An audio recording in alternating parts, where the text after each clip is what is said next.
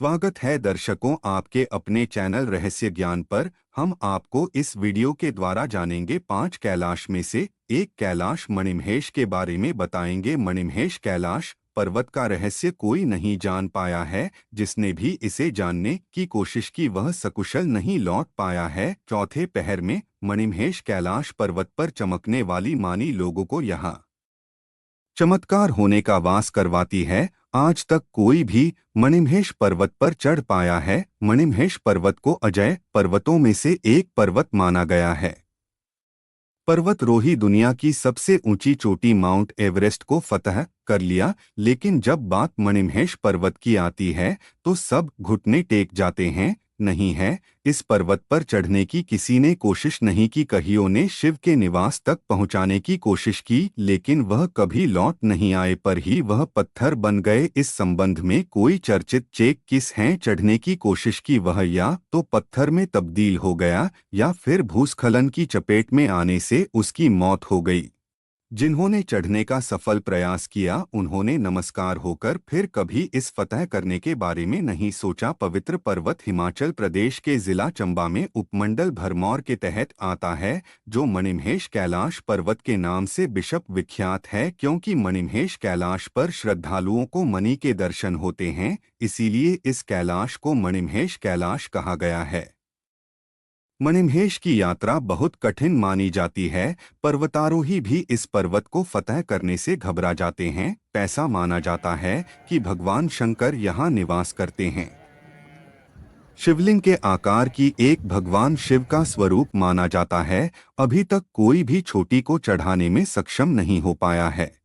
भारत में स्थित हिमालय पर्वत का धार्मिक और पौराणिक के रूप से बहुत ही विशेष स्थान माना गया है। हिमालय पर्वत के लिए भगवान श्री कृष्ण ने भी कहा है कि मैं पर्वतों में हिमालय हूँ। मानसरोवर झील के पास स्थित कैलाश पर्वत के अलावा हिमाचल प्रदेश में चंबा जिले के पास स्थित मणिमहेश झील भी भगवान शिव के प्रमुख तीर्थ स्थलों में से एक है।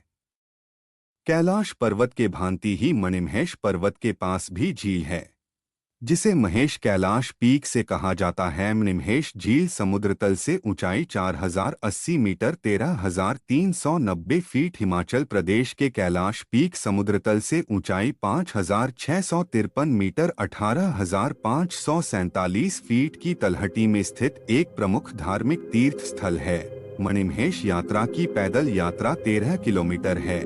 मणिमहेश की पौराणिक कथा। मणिमहेश झील के निर्माण से जुड़ी हुई अनेक पौराणिक कथाएं हैं, जिनका धार्मिक ग्रंथों में भी उल्लेख मिलता है।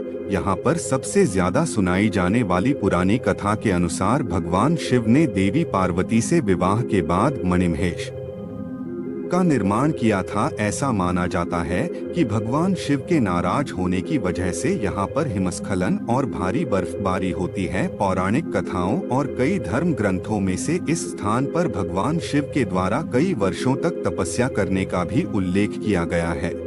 यहाँ रहने वाले गद्दी जनजाति के लोग भगवान शिव को अपने इष्ट देवता के रूप में पूजते हैं। गद्दी घाटी में निवास करने वाले लोगों को गद्दी कहा जाता है। धर्म ग्रंथों के अनुसार शिव ने इस पर्वत का खुद निर्माण किया था। मणिमहेश के पास भरमौर में भोलेनाथ के 84 मंदिर है, इसीलिए इस जगह का नाम 84 पड़ गया है। मान्यता है कि इस मंदिर में साक्षात यमराज विराजमान हैं। जिला चंबा के भरमौर इलाके में 84 मंदिर है।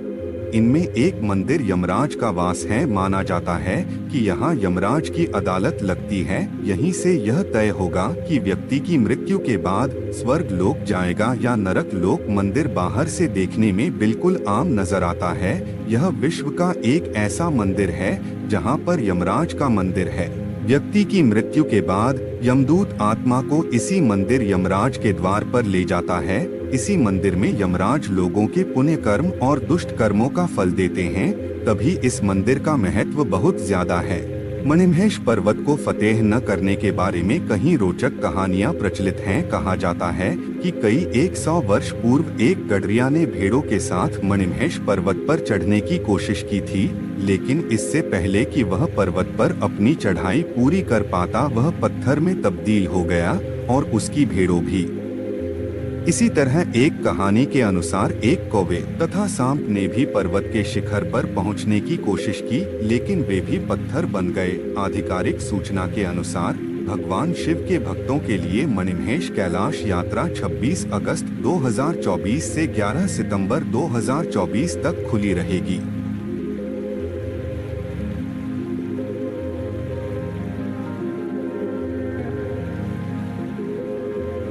दोस्तों, इसी तरह की वीडियो देखने के लिए आप रहस्य ज्ञान चैनल को लाइक शेयर सब्सक्राइब जरूर करें।